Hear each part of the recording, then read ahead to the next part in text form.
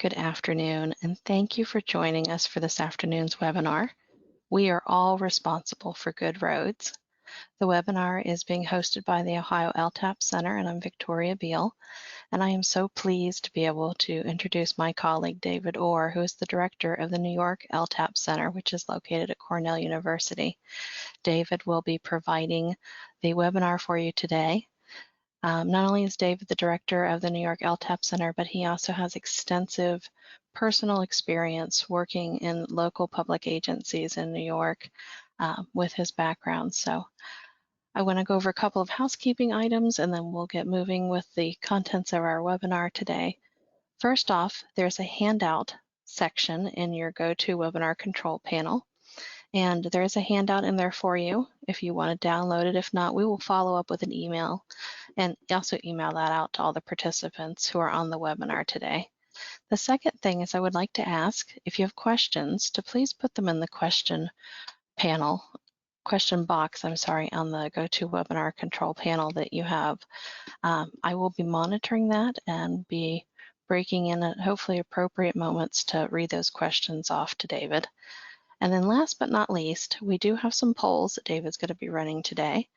We're hopeful the technology works well. It didn't work too good for us on Tuesday, but we were able to overcome those glitches. So with that, that's all I have. David, are you ready? I'm ready. Thanks. Thank you, Victoria. Always an honor to help with this kind of activities with the folks in Ohio. So good afternoon, and we're going to be talking today about how we are all responsible for good roads.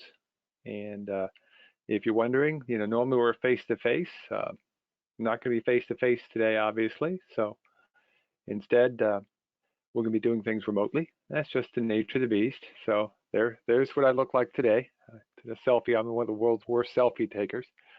Going to do a couple of polls just to help me out to see who's around. I'm going to launch the first one just to see how many folks are at your site. And we're going to get about 80% of you voting.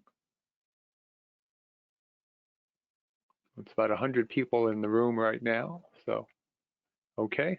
So we'll go ahead and close that. Almost all of you are by yourself, 88% of you. A few of you have 2 to 4, so we got good social distancing going on.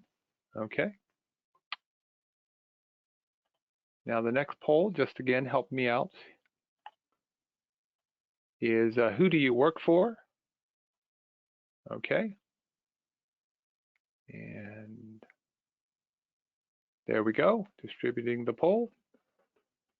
We'll see who you work for, local government, state government, a consulting firm, a contractor or a vendor, or the weekend. Okay, almost 80%. There we go. And we have 11% of you who are honest, though I will admit I keep getting my days mixed up working from home. But half of you are with local government and a quarter with state. And I thank you all for joining us today. And then one last poll to help me out is, how long have you been at your job? Are you brand new? You're coming right into the biggest crisis in a long time, 1 to 4 years, 5 to 10 years, or greater than 10 years. Okay. And we'll share that last one. Okay, so as you can see, a lot of you have greater than 10 years. Everybody else is scattered around. That helps me quite a bit as I go through in terms of what I'm going to talk about today. But also, hopefully you'll pick up something new. My goal today is for you to learn 1 or 2 things that you can take home and actually use on your particular job. Okay, so come back over here to the presentation.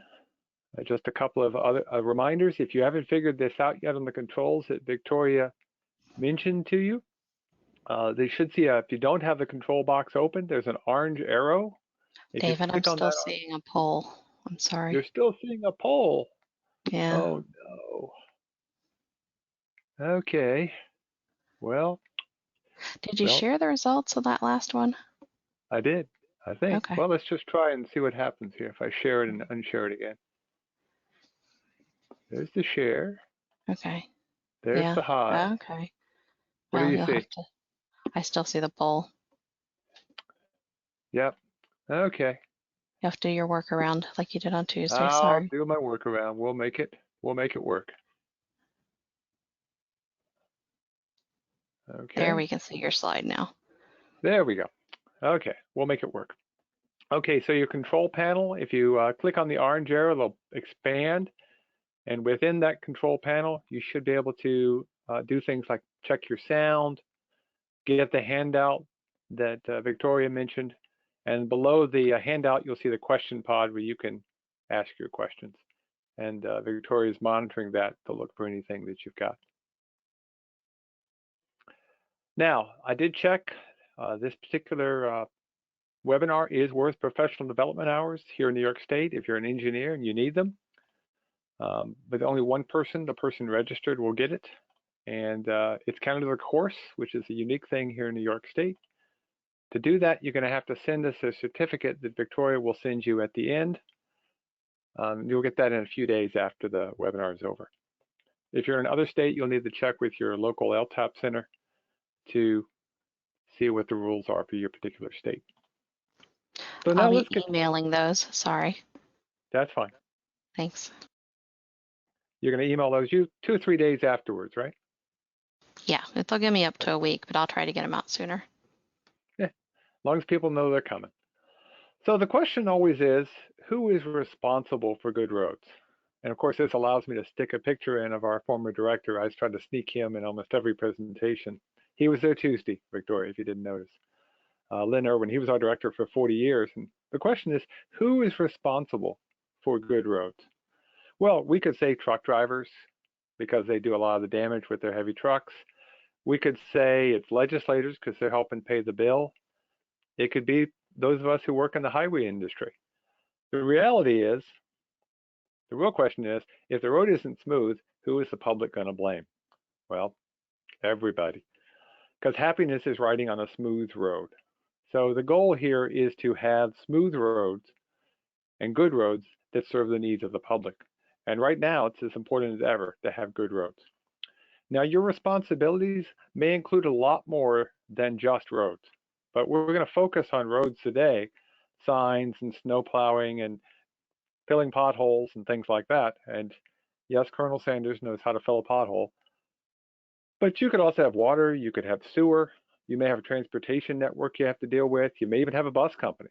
But today we're going to talk about roads, but think about all the responsibilities. What are your top 10 items? What are the things that are the most important to you? So I went through and I created a top 10 list. What are the 10 most critical things for good roads? And here they are in alphabetical order, okay? And what I'm going to do is sort of a top 10 going through each of these in my order of top 10. And we'll see if you agree or don't agree with me in terms of that. But at the end of the day, hopefully you understand why this top 10 is here and also realize that every one of these could be a webinar in of itself. We could spend an hour on each one, and we're going to spend an hour on the whole kit and caboodle. So let's see. Our first one is standards. Number 10. Samuel Goldwyn, as in Metro Goldwyn Mayer, the TV and movie people, said a verbal contract isn't worth the paper it is written on, which is true. But the point is you need to have something written down, and standards can help you there. So now help me out. We're going to do a quick poll here real fast.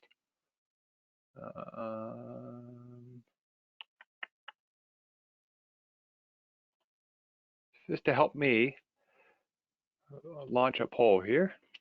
What of the following do you maintain? You should be able to check on more than one, I think, I hope. But if not, just check on the one that's the most critical. Roads, bridges, water lines, wastewater, landfill, and garbage collection. Yep, you can check on all of them.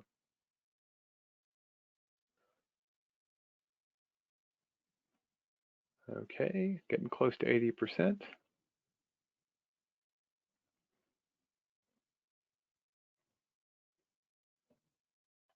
Okay, all of you have roads. That's good. About a little over half have bridges. But again, as I mentioned, a lot of you have other things you deal with. So water lines, wastewater and sewer, landfill, garbage collection. all kinds of fun stuff. And then one more.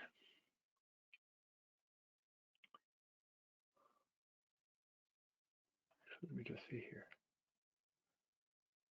Did I share this one? Nope, I didn't share it. So there's the breakdown for the maintenance. And then we'll go back to the next poll. We can see your slide. Okay. Hey, maybe I'll get to, we'll see. Which standards do you use? Do you have highway standards? The answers could be no. Yes, we follow AASHTO, the American Association of State Highway and Transportation Officials. We follow our state's standards. We have our own local standards you don't know.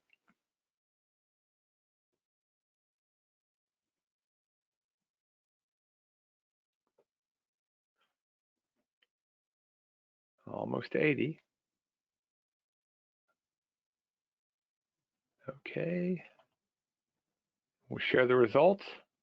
So by far, state standards are the most common that people use. They use state standards, or State Department of Transportation or some other standards developed at the state, or they follow a local standard, that's second, and then AASHTO, the national standards, would be third, though in a lot of cases, a lot of states are actually following the AASHTO standard, which is definitely true here in New York State. So let's see if I hide this. What do you see now, Victoria? We see your slide. Woohoo! I don't know what I did, but we'll go with it. So why do we need standards? Well, we need standards because we want good roads. This is what roads looked like a little over 100 years ago when the Good Roads movement came around and said, look, we want to get out of these muddy roads. And the two groups we need to thank the most for this, farmers and bicyclists. So the next time you see a bicyclist and a farmer, thank them not only for what they do, and especially in the farming community to help us eat, but also they help get us good roads. And 100 years ago, we had the first highway bill in 1916 to get the farmer out of the mud. But to do this, we have to have good standards. And the problem is if you don't have standards, what are you looking for? How do you know what you don't know? If you don't know, you don't know it. You need to have good standards. That's absolutely critical. Now here's a road not too far from Ithaca, New York. It's a state highway that comes in from the west side, and it's a fun road to drive. You go up and over those little dips as you can see in the distance, and it's actually sort of fun. In fact, if you go a little above the speed limit, I wouldn't know how that happens. It's almost like being on a little roller coaster. Today, we don't do that because that has some safety issues. There's not good sight distance, but this is what's called a touch grade roadway. And we know we can do better than this, not only from a safety standpoint, but also from capacity of the road, the structure of the road. There's lots of good reasons to have standards. Now here's a village street, a small city in about an hour from Ithaca, New York. And some people would say, why is that road so wide? Well, the pavement is actually pretty narrow because you don't need that much pavement. But behind where I took the photograph, there is a wastewater treatment plant. And about twice a year, they have to get some very large, wide equipment in there to help clean out the way they've set their operations up. So they need the width of the gravel, but they don't need the width of the pavement. Standards should be appropriate for the conditions and deal with the fact that the real world isn't nice and neat. So what are appropriate standards? Well, there's AASHTO, as we already mentioned, the American Association of State Highway and Transportation Officials. Most states have a design manual, usually based upon the AASHTO Green Book, but sometimes other standards are used. AASHTO has a set of low volume standards. Now those low volume standards have been updated. Last year they released a new version that includes design of low volume roads up to 2,000 vehicles a day. So a lot of our roads fall into that particular category. If you think about 2,000 vehicles a day, that's about 4 or 5 cars going by you each minute in the morning going to work. You might have your own locally developed standards, but generally most agencies borrow from other standards such as AASHTO, either the Green Book or the Low Volume Book or their own state design manual.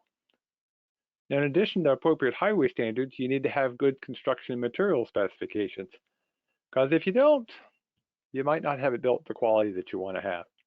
Now, this is the new house bridge that was developed. That way people coming by, it's really close to work. No, never mind. Number 9, legal issues. Let's see what our fun quote is. The sausage law. My grandfather on one side, my dad's side, he was a labor organizer. On the other side, he was a meat packer. So I like the sausage law because it combines the two of them together. And it says people who like sausage and respect the law should never watch either being made. And that's true to a point. But we do need legal issues. Okay. Now, is a simple poll for you just to help me out. Do you have a lawyer dedicated to your department? A lawyer you can pick up the phone and go, I've got some highway related questions.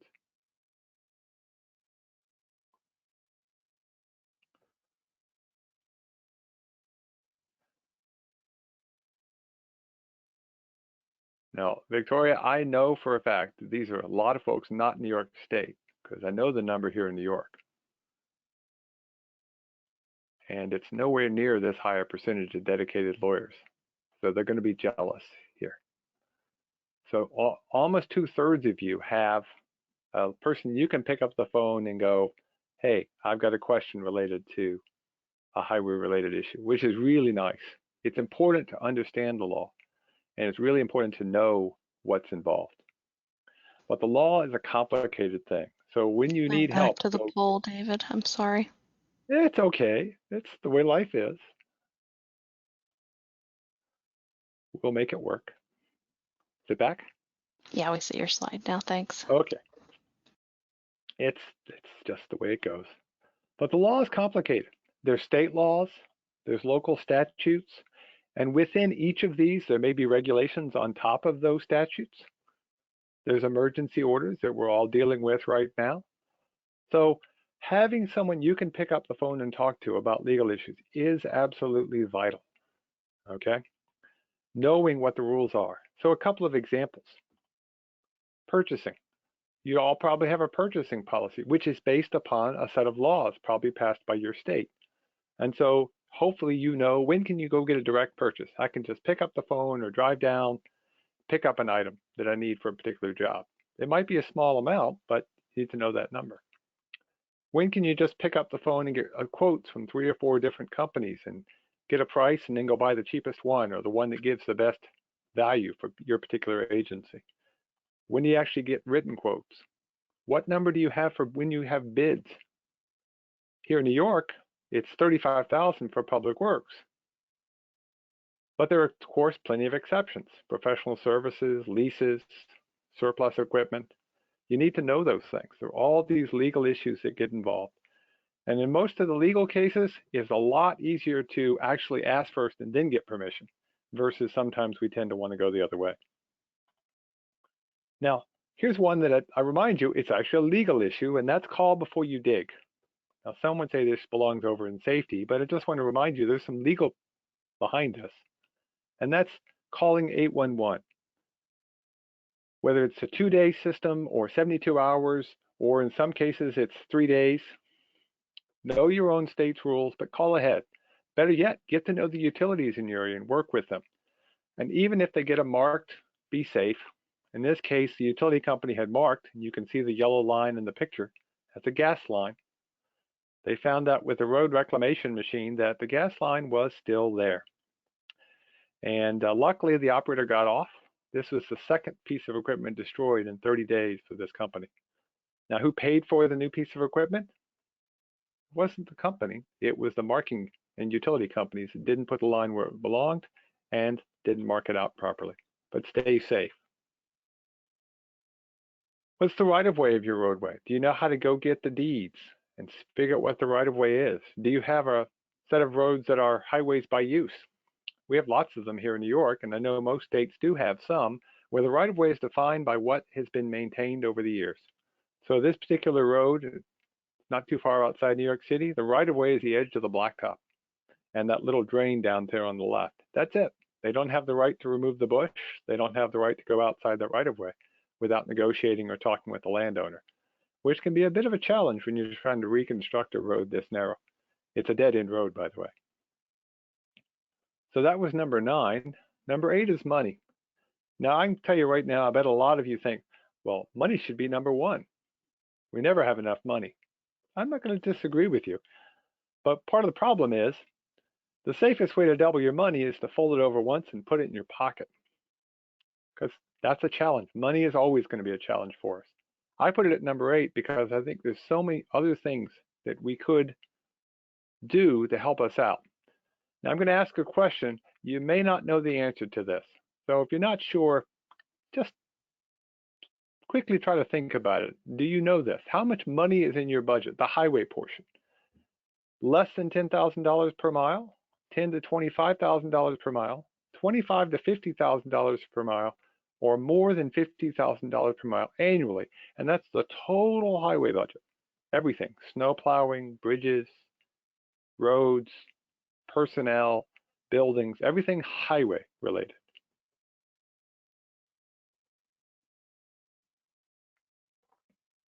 Now this one I know a lot of you probably don't know, so I'm actually only going to make you go up to about 50%. Okay? I'm going to stop it and share it. This is a number you might want to know. If you think about it, how much money do you have per mile? Do you have enough? Do you have enough compared to your neighbors? Most of you said $10,000 to $25,000 per mile, which is not atypical. That's a very good number here in New York, though if you're in an urban area, it might be slightly larger. Okay? It's a very useful number to know, because if you don't know that number, well, you could have problems later on.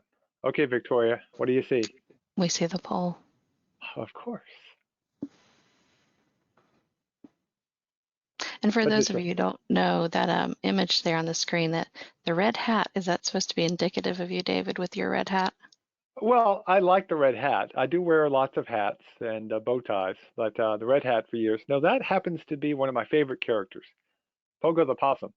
He had an old famous phrase. He was the Doonesbury of his day, and the phrase was, "We have met the enemy, and they are us." So, Pogo the Possum.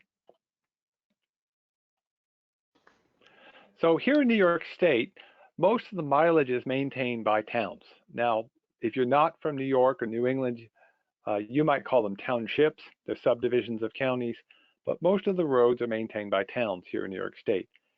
Cities, counties, and villages share quite a bit of the rest, and the state has about 13% of the mileage. But when it comes to the cost of these roads, we've got data from our state comptroller, and we went through and we calculated it out, and the cost per mile per ranges for the towns. It's about 10 to 20,000 for most towns, with an average just under $15,000 a couple of years ago. Counties tend to be more because they have more traffic. They have to have thicker roads that tend to be a bit wider. Villages and cities have to deal with curbs and intersections and all that. And so it can be quite a bit of cost per mile. And everybody varies for different reasons. But the point is, if you think about highway departments from a budgetary standpoint, the cost per person is a bargain. If you're standing where I am right now, I'm actually in the city of Ithaca.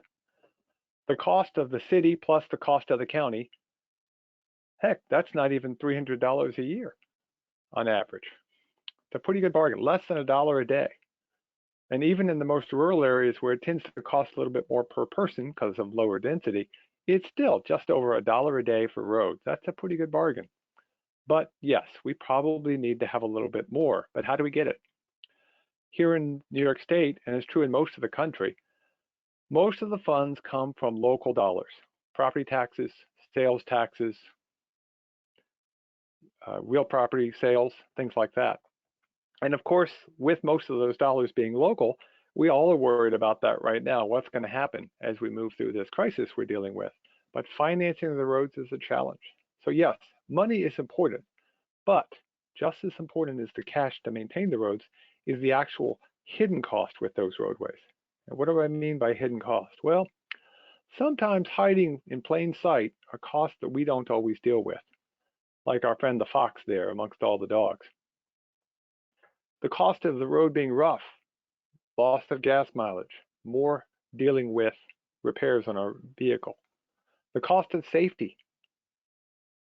When 30,000 more people are killed every single year, there's a cost to that. And that's a cost that can cost all of us every single day. And of course, the cost of congestion, the delay in time. So I went through a report from a group called TRIP, The Road Information Project is what it stands for, if you really want to know what TRIP stands for, if you ever see that. And calculated the extra cost per driver outside New York City, because it's its own animal, for roughness, safety, and congestion. And if you just add those three numbers up, roughness is over $1 a day, safety is almost $2 a day, and congestion is more than all of them. Add them all up and you're talking a lot of money, almost $2,000 of a hidden cost per driver that cost everybody. And we don't want to forget the cost to the user. That's pretty important. Now our next topic is number 7, planning. In preparing for battle, I've always found that plans are useless, but planning is indispensable. Dwight D. Eisenhower. You might have heard of him. Now we're going to talk about planning. We'll launch our poll. I'm going to ask you, do you have an asset management program? Okay, we're distributing that. And I think this one's only get to vote on one. We didn't set it up to vote on every single item. So if you have one, pick the one that you use the most.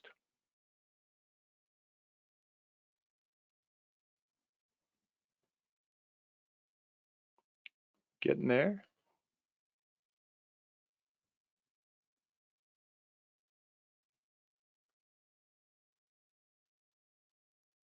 Okay. Having a hard time voting on this one, Victoria.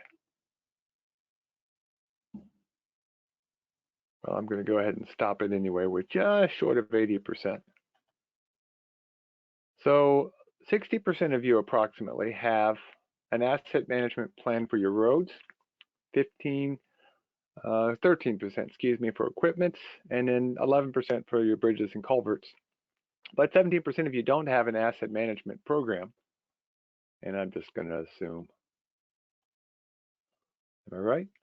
Probably was. Let me see your slide. Thanks. There we go. The idea is we need to have a plan. Those plans may have to get changed. In fact, I suspect all of our plans are going to be changed fairly quickly.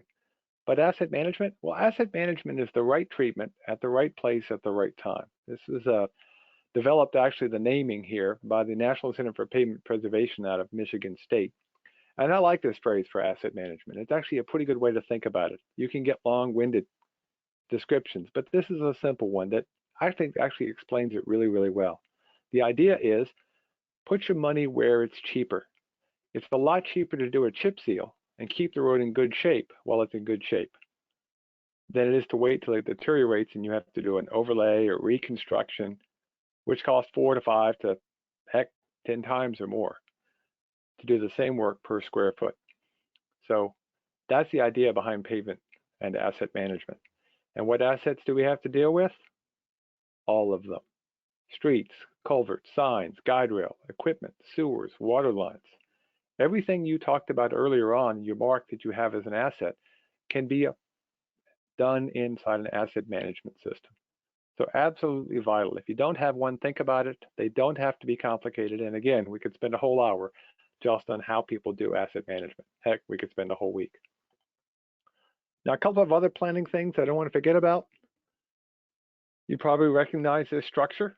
This is the Louisiana Superdome. This is what it looked like right after Hurricane Katrina.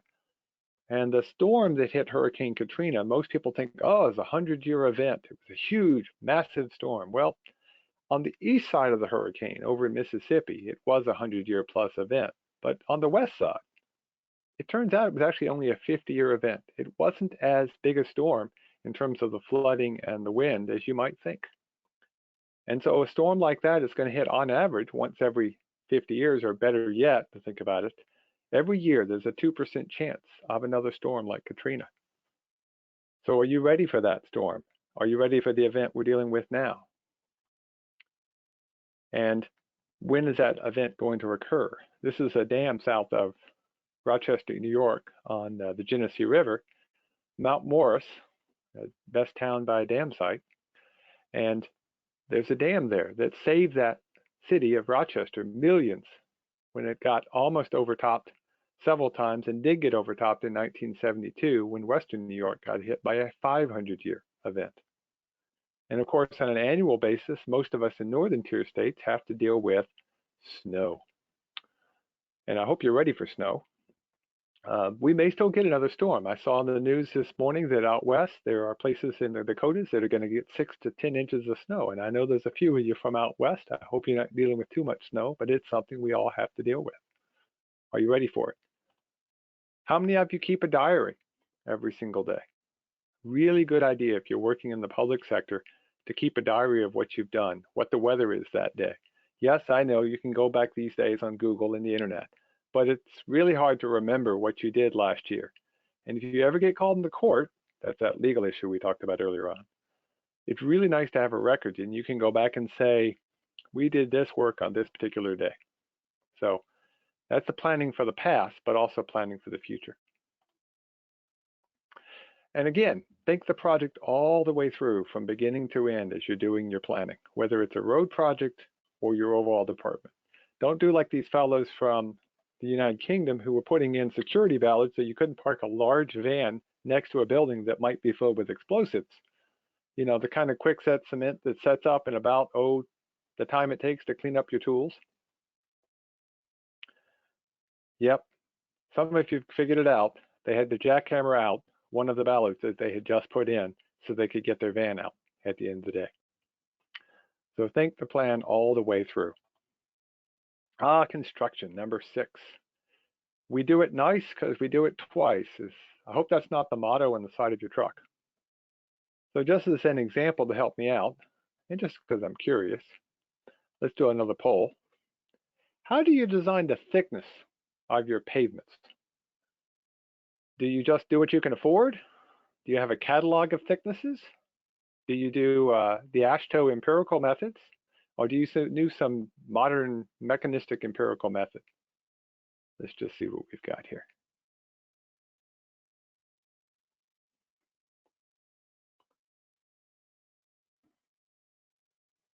I had to check my spelling when I typed empirical. I still don't think I got it right. I think you do. Okay. Okay, well, not quite. We'll get to at least 2/3, or at least 75% here. There we go. And we'll share it. Most of you aren't sure, or almost a quarter of you aren't sure, and 19% of you are honest. We just, what we can afford. And at $100,000 per inch mile for a wide roadway like a state highway or a large county road, that's a lot of money. But if you think about it, we don't want to put too much thickness down, but if we don't put enough, we're going to have problems as well. Okay? What do you see, Victoria? We see the poll. I think I know what the issue is. I'll talk to you afterwards. I think I have a solution. Okay. That'd be great. Now we're gonna take a risk, folks. We're gonna try a risk. We're halfway through the hour, and we're gonna see if this works. We're gonna try a video. We'll give it a second. If the video doesn't play, we'll move on. We'll find a way to get the video to share to you. This is a video produced by the folks in Minnesota, related with their LTAP center out there on weather and loads and the effect they have on roadways. And we'll see if it plays. It is not playing. Nope, here we go. We can't hear the audio, so you have to narrate it for us, David. Oh, there. Watch the 2 green dots. It's not moving right when the truck goes by, but you can actually see the pavement move if you watch the truck go by. And the pavement didn't last very long. In this particular case, the roadway lasted 81 passes of those fully loaded trucks going by. 81 passes would not be a very well-built road for most of our systems, but that's what they dealt with. And that's how all roadways work. So when you construct them, you need to construct them to handle the loads that are on them. And realize that one fully loaded 10-wheel dump truck does about as much damage as 4,000 to 5,000 cars. The structure of the road is driven by trucks. The geometry, the capacity, that's driven by smaller vehicles. But keep that in mind, okay? And why do we build pavements? Well, we don't want them to look like they looked in those first slide that I showed you with the muddy road. We're trying to spread the load out over the subgrade. It's like a paperclip getting bent. You're not going to break it in one bend when you're waiting on the phone and hearing that lovely music that they want you to listen to. But eventually you break the paper clip, and eventually you break the load. And if the road can't handle it, you got a problem. And whether those loads are heavy farm equipment during the spring thaw, putting in a windmill farm, fracking that's got some controversy here in New York. The point is, you got to build the road to handle the loads. And if you've got good material underneath, which we're going to come back to in a little bit towards the end of our talk, you can do some minor work and voila, you have an almost brand new roadway if you maintain it, do the maintenance, and you have an asset management plan to keep it up. And how do I know which repair to use? How about the right repair in the right place at the right time? Yeah. Construction and maintenance go together along with asset management. So let's talk a little bit about maintenance. And you've all heard the old famous phrase, you can pay me now or you can pay me later. So let's just see here. Do you have a pavement preservation first approach? Do you try to keep the roads in good shape first and prevent problems? Or do you try to do whatever the politicians say, or you're not sure?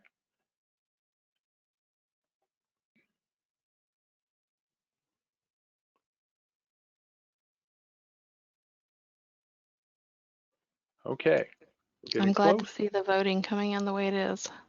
I am too. I am too. Okay, we'll close the poll and show you the results. And 2/3 of you essentially say yes, we're going to preserve what we've got. And it turns out to be cheaper to do that than anything else. Okay, you've got to preserve what you've already got. And people go, well, I can't afford that. Well, you might not be able to think you can afford it, but can you afford not to do it? This is in Los Angeles, and a fire truck going to a fire tried to go through some water. I know they're not supposed to, but they were trying to get to a fire. A water line had burst and caused a huge sinkhole to form. They never got to the fire. Our roads are essential. They're essential today in this crisis we're dealing with right now. They're essential all the time. They get us from point A to point B. They get public safety from point A to point B, and they help us all get from work to school and where we're trying to go. So we've really got to maintain them. Now, when it comes to pavement repair opportunities, you observe what's out there, you analyze the causes, and you evaluate them. And in terms of maintenance, you want to choose the right repair. Is this the right repair? I don't think so. I like pavement maintenance. Good pavement maintenance can save your roads, last a lot longer, but you got to pick the right treatment at the right place at the right time. The one on the left, the picture, that's not a good choice for crack sealing. It's dangerous when it rains.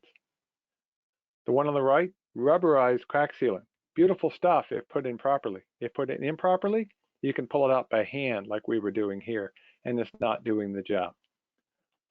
If you're going to do maintenance, do it right.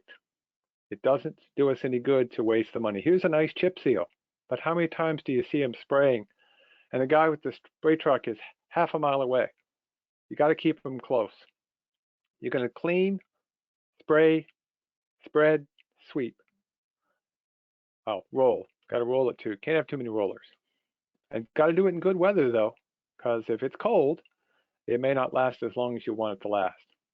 Have good program in place for maintenance and do it right the first time. Here's a pothole site I got to go by every day for a couple of years. And in the winter, they would patch it. And 3 different agencies tried to patch this pothole using the famous throw and go technique. You know, they take it out of the truck, throw it in the back and walk away. And you can see on the left the results. And the holes didn't stay filled for more than a day in any case. And on a snowy day that was filled with snow, motorcyclists might not see it until it's too late. Now it's a safety issue. So do me a favor, as you're filling potholes this time of year, and I know some of you are still doing it, I hope you are, just back that truck up. Pressuring your tire will help, and the polymer that's in the modern mixes will keep it in the hole. And by the way, in the highway world, we're lucky because we can see most of our distresses if we catch them early enough. But for those of you who marked earlier that you own water and sewer, If you don't have a maintenance plan, you might find out the hard way when it's time to do work. And now it's not maintenance, it's back to construction. So let's talk about training a little bit. How do you know what you don't know? If you don't know, you don't know it. That was what our old director liked to say, okay? And eventually I got to the point where I could say it and remember it even. So let me ask you this. Poll question time. Do you have a line for training in your budget? Yes, no, or you're not sure?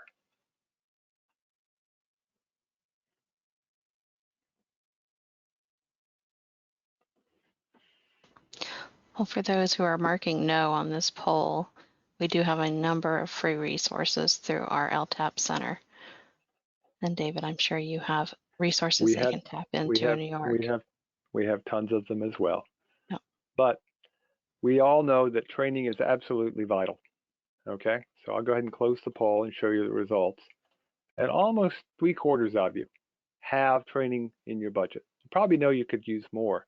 If you don't have any training in your budget and that opportunity comes along, how do you take advantage of it? Training is absolutely vital, okay?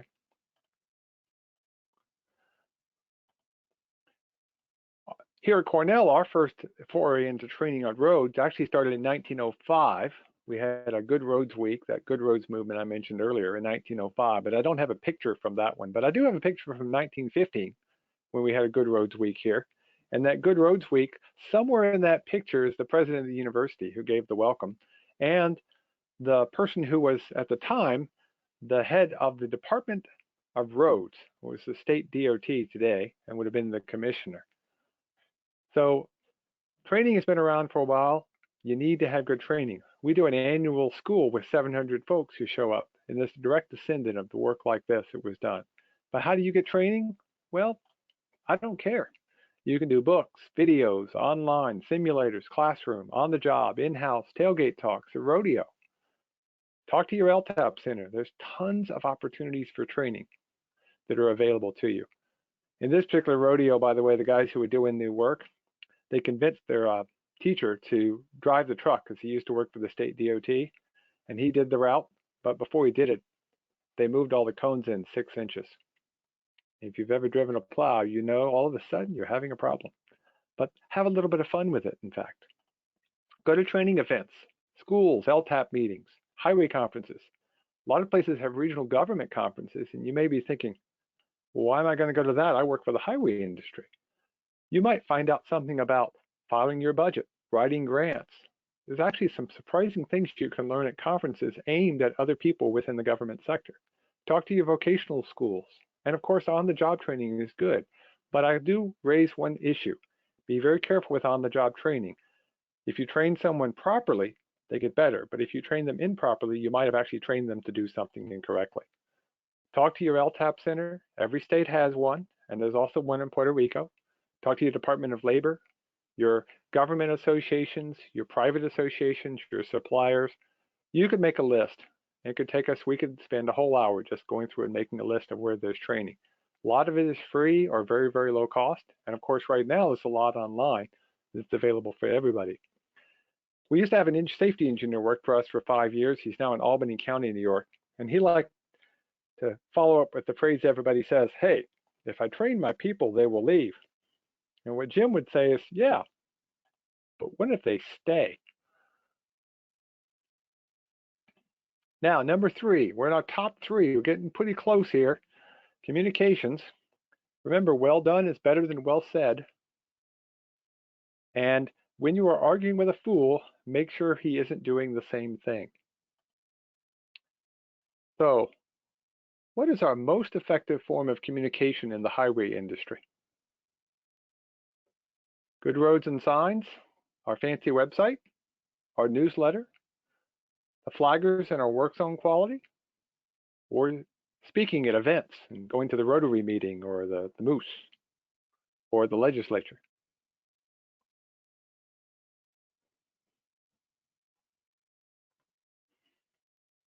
Interesting responses, Victoria.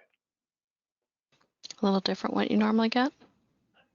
This particular one, I've not done this particular poll question. It's a brand new one. Oh, I great. wanted to see what people thought. Okay, I'll share the results. Most of you said good roads and signs. And yeah, if you think about it, if you've got good roads and good signage and people can get from point A to point B, yeah, they're going to be pretty happy with you.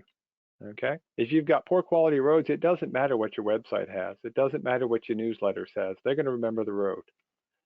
And speaking is important. It's very important to get out there and let folks know what you're doing, but your product is your best selling thing.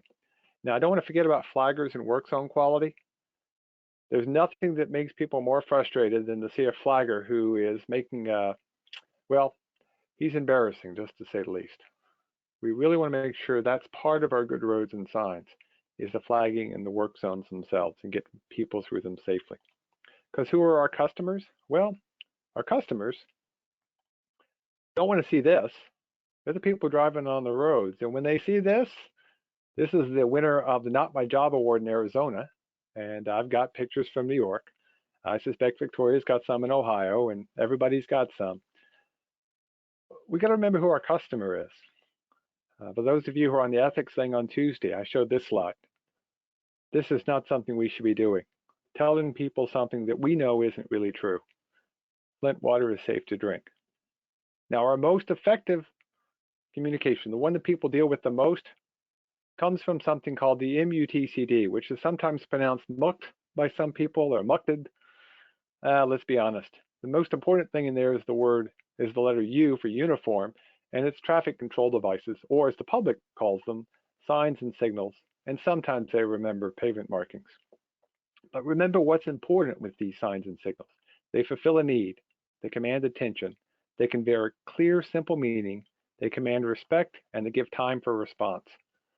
And a sign that says rough road next 16 years probably doesn't meet those qualifications. So don't put up a sign that isn't going to do all 5 of these things. Because signs communicate. They're our most effective form of communication. They communicate regulations, warnings, and information. But a bad sign, so for instance, a sign that says we can't even slow down on our own dead-end road, or that we're too lazy to pick up a stick, that's not good communication. It's communication, all right. And of course, my favorite of all the ones people have sent me, we have no idea where we're going. Now, here's an example. I hate to say it, it's on our campus. What would you do here if you're driving down the road at night?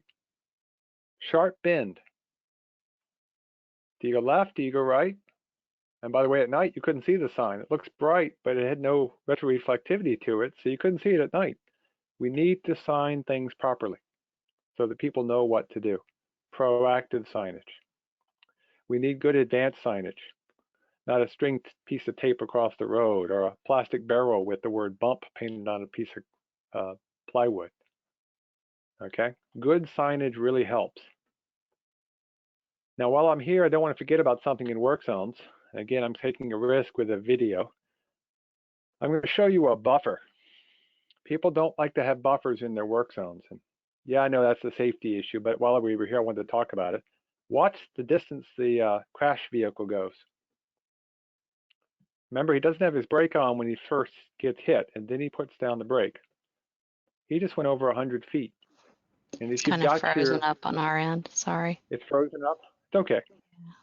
But you need at least 100 feet to stop that. You need that buffer distance. It's absolutely vital to be safe, okay? And make sure your work zone people are standing with the proper equipment on in the proper location, and never stand in the roadway. This gentleman could have easily been hit by somebody because he's standing right where I would be driving. I stopped, but someone else might not. And remember, the first person the flagger protects is themselves. Now, in terms of communication, we got to be working together to deal with emergencies. Those emergencies we think about most of the time are things like snowstorms or flood events or a very serious crash. But of course, right now, we're dealing with this, COVID-19. So we've got to communicate and work together, okay? Number 2, drainage, right on time, okay? Weather forecast for tonight, dark, George Carlin. Or another one, I don't know about the rest of the folks, but the slides aren't advancing on my end right now. They're not advancing on your end. Let me try something here. I'm still seeing your emergency slide. I'm gonna go back to share to see if that helps. Okay. Did that help? Nope, just still seeing the emergency slide. Some questions are coming in. Okay, They're other people working. said the slides are working for them, so it must Okay. just be me then. It's just us folks, Okay, mostly the good. They're web. working on other people's end. You just keep going then. It's I'll just keep me going. then. I'll Thanks. explain it. That's okay. Drainage. Well, we'll do a poll here. Maybe that'll clear things up. Let's do a poll here. What size storm do you design your culverts to have or to meet?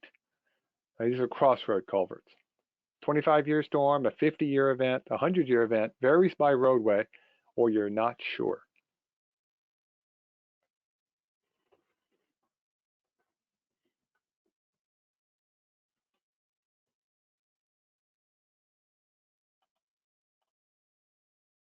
Okay, close the Big results. mix of answers there. It's a huge mix. I don't think I've ever seen that big a mix. So some vary by road, which is probably the way it should be. Different types of roads are going to have different types of design standards. But some of you go up to a 100-year event, some of you only 25. So that's useful. It helps me quite a bit. Thank you. And I'll do the old trick just to see if that helps. But drainage is absolutely vital. We hope that when the water goes back down, the road's still there. But if it's not, now it goes from being an essential activity to no longer passable. So you've got to get out and you've got to inspect. I'm going to warn you now, if you don't like snakes, look away. All of us have to deal with issues. This is a colleague took this in Arizona. Now, you should be able to look again at a culvert that, well, it's not doing the job. Luckily, no one got hurt, but imagine if the road got washed out or there was vehicles on top of it. Drainage is vital. Now, we always think about culverts, but we could also include cracked pavements. Most of those drainage problems that we've got lead to the problems we saw earlier with planning and construction and maintenance.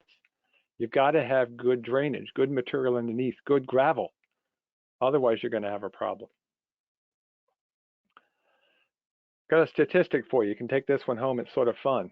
How many tons of material do you have eroded away before you can detect it in 1 mile of ditch? That's about 1 acre of land. You think about that for a sec. How much material before it can detect it? And by the time you get to this, it's even more. And it winds up in our culverts and our streams and our lakes. The answer is 30 tons. So that's a lot of material per mile. So keep things seeded. It slows the water down and it's better for the environment. The agency who owns this road put pipes in afterwards. The tree is still there, by the way. I don't know how, but that tree survived and it keeps going. Okay, time for number 1, safety. If you had the handout, you'll see I put drainage number 1, and sometimes I will put drainage number 1, but I think right now safety has to be number 1. And I have every sympathy with the American who was so horrified about what he'd read about the effects of smoking that he gave up reading. That happens sometimes. We get so worried about the safety things, and that may be happening to some of you right now. You're just worried about reading the news. It's okay. Have a little bit of fun with it. Realize safety is important, but everybody wants to get home every single day. So let's do our last poll, and we'll see what y'all think with it before I tell you the answer. What portion of crashes involve human factors? Less than 10%, 11 to 50, 51 to 90, or greater than 90%?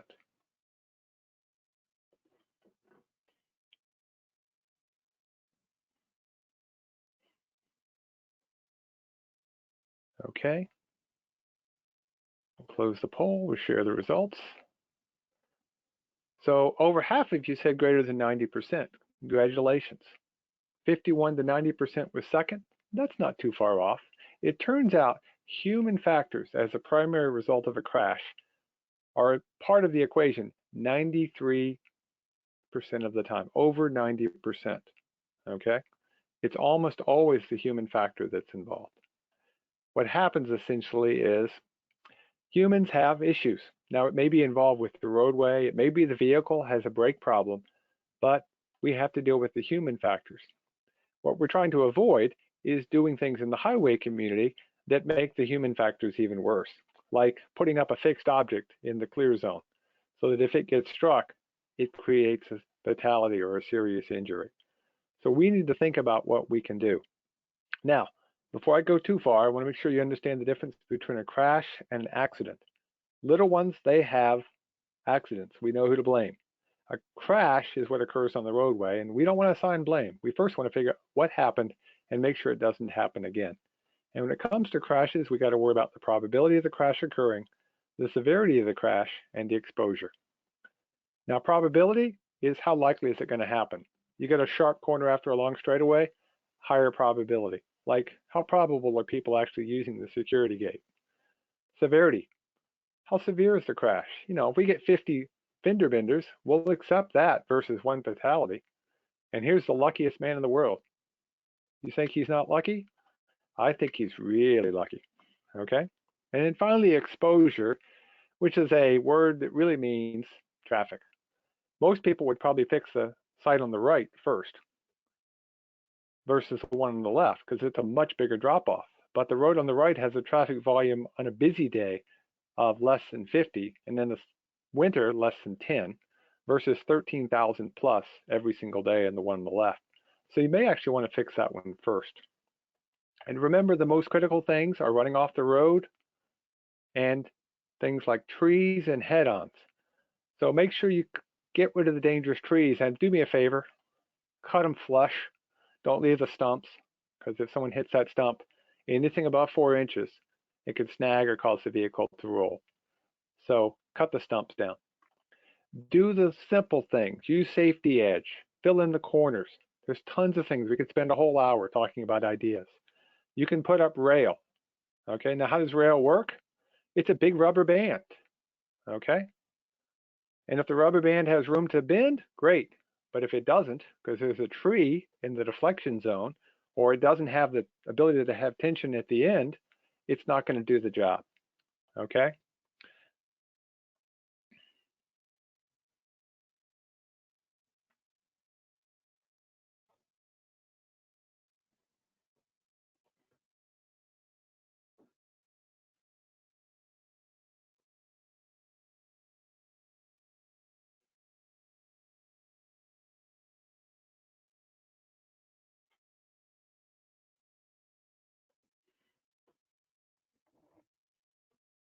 And remember, 5 seconds. 5 seconds is a lot of distance. At 60 miles an hour, you're actually moving 90 feet per second. Okay? Almost 1.5 times your speed in miles per hour is your feet per second. So at 60 miles an hour, that's 90 feet per second. And in 5 seconds, you've traveled more than the length of a football field. Put on your safety equipment. Here's a hard hat that did the job. Put that hard hat on. Don't assume, oh, it's only going to be big things that hurt you. Okay? Wear your safety vest. How many workers did you see? There's actually 5 people there. 2 of them were people investigating from the state trooper who said, well, we've got guns. People don't see the gun at 60 miles an hour. So put on those vests. Follow the rules. Don't go crazy. Okay? We all want to walk home and get home every single day, which is why safety is number one. This was the slide I showed at the beginning. No, we don't want this. We want to get home. Okay? So these are my top 10. They may not be yours. Okay? But these are my top 10. And again, we could do an hour on each of these. And yes, Victoria, you may get some requests. We'll help you out. But I want to end with 2 things. One is your attitude. Attitude matters. Have a little fun. The Frank and Ernest people, I like their cartoon strip, and I get permission to show these things. And so I like this one. We have to move the potholes again. Some motorists have memorized their locations. Have a little bit of fun. Have a good attitude. Try to enjoy each day. So a couple of closing thoughts. Remember the user's cost. When you're doing the work, are you saving money or improving service? If we're trying to save money, but we don't have good service, does it really matter? Who wants this driveway? Maybe a skateboarder, but certainly not most of us. Think long term, but be flexible. This is a wooden street. We used to pave roads with wood, but it didn't work as well as we thought. But think about it, things change. Think of a teenager, something that's only 13 years old that we can't live without today. Yes, the iPhone. The iPhone is only 13 years old. Be innovative. Things like everyday count. So build a better mousetrap. Look for innovations. Try them out, but don't forget the past. The back end of this asphalt-bound macadam looks an awful lot like a chip seal sprayer. Things don't change. And don't worry, we build good roads. Thank you very much for all of you doing. Now, I do have to ask some questions because we are in New York and PDH requirements. So it's who wants to be a highway superintendent time. So what's the maximum daily traffic when using the AASHTO low volume standards? Again, we're not going to do a poll question. I'm just going to give you the answers. It turns out the answer is now 2,000 vehicles a day.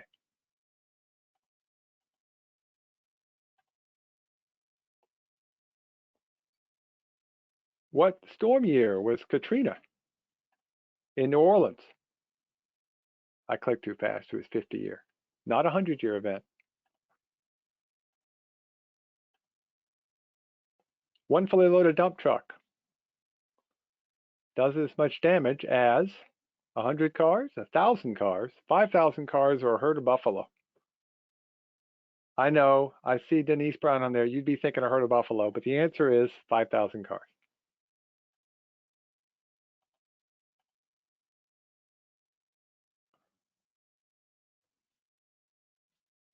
Which is not a good patching technique? I hope all of you agree. Throw and go. Do it right. Do it once.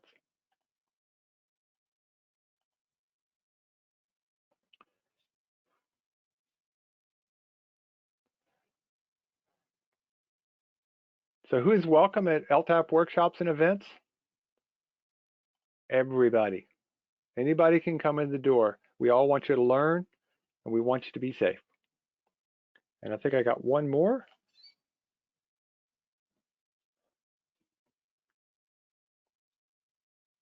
We communicate the most by which of the following? And I know I didn't say this one, so I apologize. The answer is non-verbally. That is the way we communicate the most. And with that, I stole a couple of minutes from you. I apologize, but there's my contact information. You can email us right now. It's probably the best way to get hold of us at our main email address, or you can get hold of Victoria and she can get hold of me if need be. I want to thank you very much for taking an hour of time. Hope you had fun. And again, if you want to follow up on any of these, let me know. Fabulous presentation. Thank you so much. We really appreciate it.